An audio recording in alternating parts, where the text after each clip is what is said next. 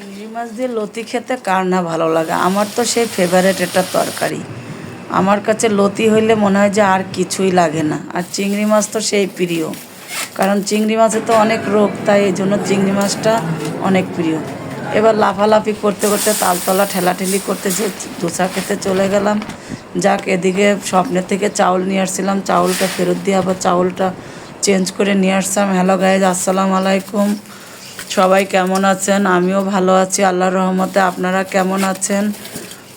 আমার ভিডিওটা সম্পূর্ণ দেখে লাইক কমেন্ট করে আমার পাশে থাকবেন। আমার ভিডিওটা স্কিপ করবেন না, স্কিপ করলে আমারই প্রবলেম এবং আপনারও প্রবলেম। যাই হোক, এদিকে সকাল সকাল বাজারে যেয়ে কিছু তেলাপিয়া মাছ এবং চিংড়ি মাছ নিয়ে আসলাম, কারণ তেলাপিয়া মাছটা আমি একটু ফ্রাই খাই। আবার কি করেন? এই মাছগুলো কোথায় গেছে? যাক, আপনাকে অনেক অনেক ধন্যবাদ, শুক্রিয়া আপনার কাছে। আপনি আমার সব মাছগুলো কাটে পরিষ্কার করছেন। তাকান। যাই হোক, এদিকে লতিটা আবার বললাম একটু কুটে একটু বাইচে দিতে। সে সুন্দর করে যাক লতিটা কুটে বেছে এবং সম্পূর্ণ ক্লিয়ার করে সুন্দর করে দিচ্ছে আমাকে। যাই হোক, তাকে অনেক অনেক ধন্যবাদ। আমার লতিটা কুটতে একটু কষ্ট হয়, কিন্তু তার কাছে দিলাম এবং আমার হাতের আঙ্গুলও একটু কাটা, এই জন্য বললাম আপা একটু লতিটা একটু কেটে দেন। তাই সে সুন্দর করে লতিটা কেটে বেছে। যাই হোক, এদিকে একটু পেঁয়াজ কুচো দিয়ে চিংড়ি মাছগুলো দিয়ে আমি এভাবে সবসময় কষাই রান্না করি লতিটা, কারণ অন্যভাবে কে কীভাবে রান্না করে আমি জানি না। আমি এভাবে রান্না করি, তাই আপনাদের সাথে আমি এইভাবেই শেয়ার করলাম।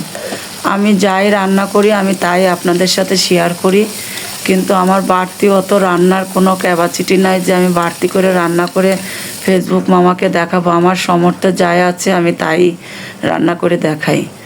যাই হোক, এদিকে লতিটা সুন্দর করে আমি একটু কষায় একটু হালকা ঝোল দিয়ে নিলাম। দেখেন লতিটার কালারটা দেখেই মনে হচ্ছে এখনই খেতে জিভে জল চলে আসতেছে।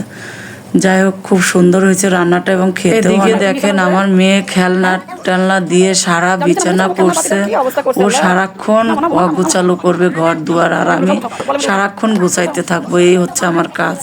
এদিকে একটু বারান্দায় চলে গেলাম। আমার মেয়ে দেখেন ফুলগুলো সবসময়, ফুলগুলোর মাটিগুলো সবসময় খুঁড়ে নষ্ট করে, মায়েরও খায় আমার হাতে। কি করব, এদিকে একটু লতি তরকারি রান্না করছি বিধায় কখন খাবো আমার তাই মনে হয়।